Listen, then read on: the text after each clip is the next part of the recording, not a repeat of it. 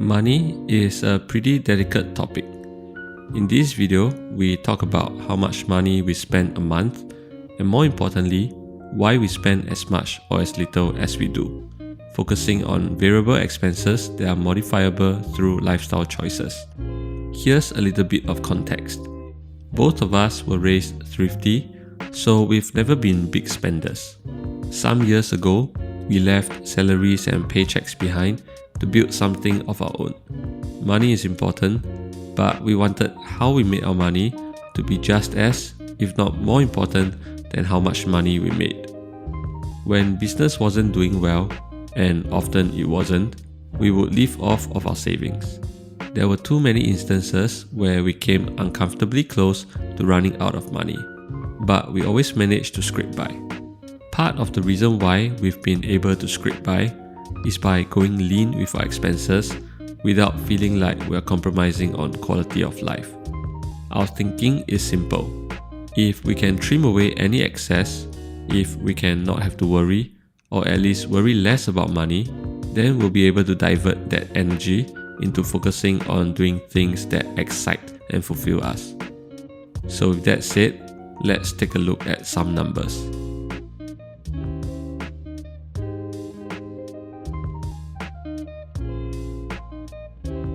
First, let's talk about bills. For water and gas, we pay a little under $30 a month, and for electricity, we pay a little over $20 a month.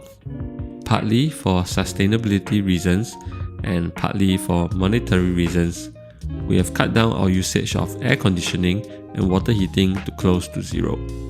The combination of air conditioning and water heating alone can make up half of a household's total energy consumption.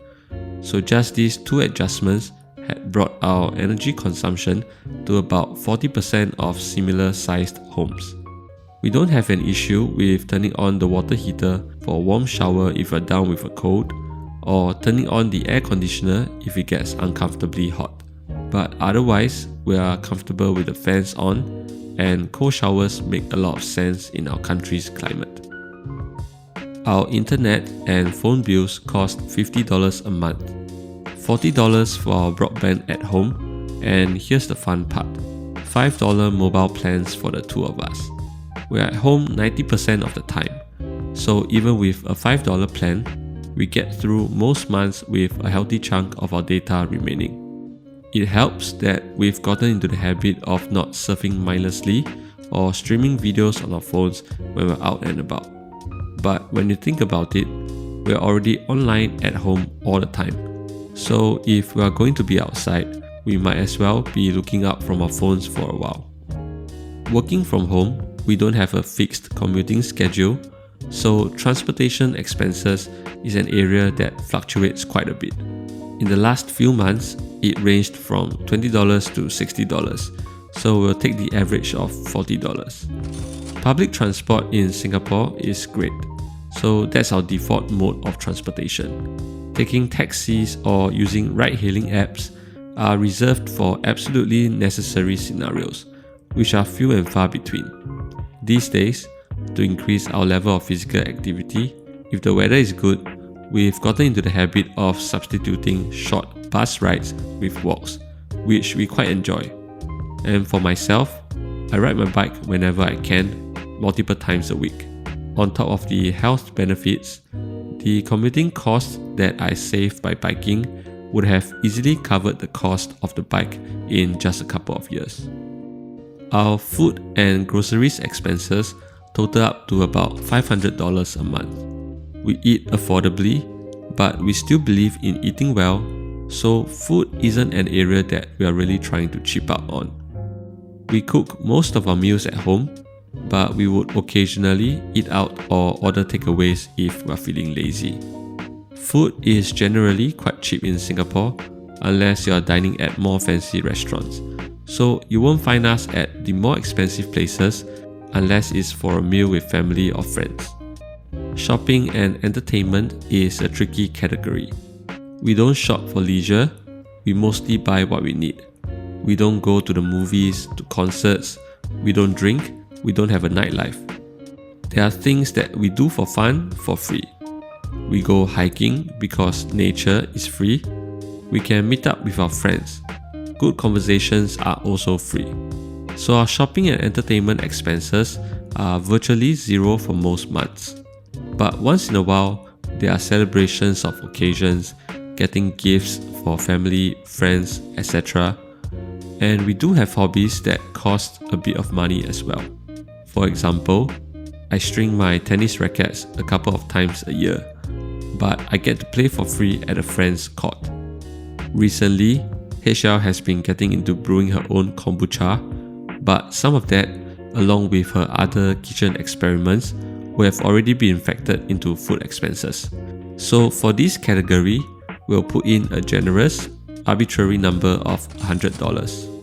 We'll also put in another arbitrary amount of $100 a month for miscellaneous expenses like having to get something fixed, getting a haircut, or just anything unexpected. In total, not including fixed expenses, we spend about $840 a month or about $420 per person. We won't be going into detail into some of our fixed expenses for a number of reasons. Things like insurance and business expenses can't exactly be altered through lifestyle choices and are mostly irrelevant without context. And of course, there's the biggest monthly expense in most cases, housing, whether that's paying rent or paying off a mortgage. In our case, we live in public housing in Singapore in an apartment that we purchased through a build-to-order process.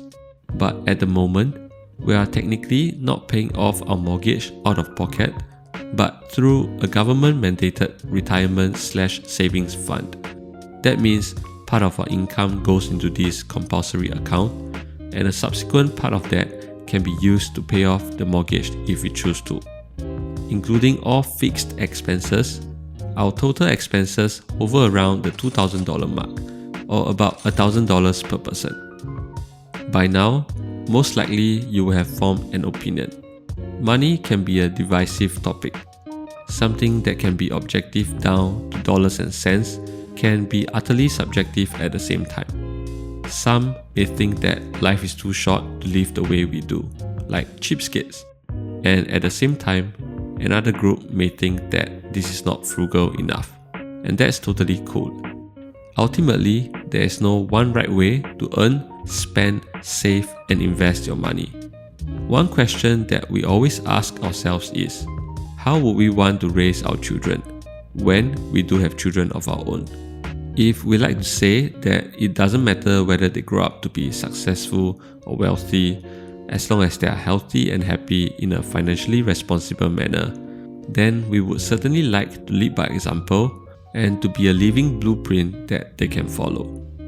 Our game plan for personal finance, or life for that matter, is not to make the mathematically perfect move at every step of the way.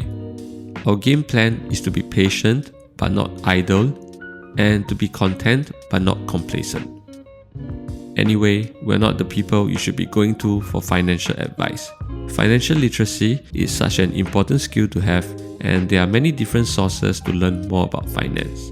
In preparation for this video, we even sat through a class by Justin Bridges, Modern Money Habits, 5 Steps to Build the Life You Want on Skillshare.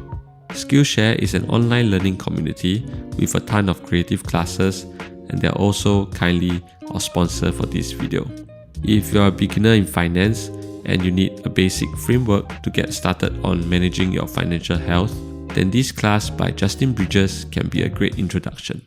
Skillshare costs less than $10 a month. Even if you have already done a free trial of Skillshare, be the first 1,000 to click on the link in our description, and you can get 30% off an annual Skillshare Premium membership. So, question of the day. What's the biggest challenge that you face when it comes to managing your personal finance? Let us know. Start a conversation in the comments below. Have a good one.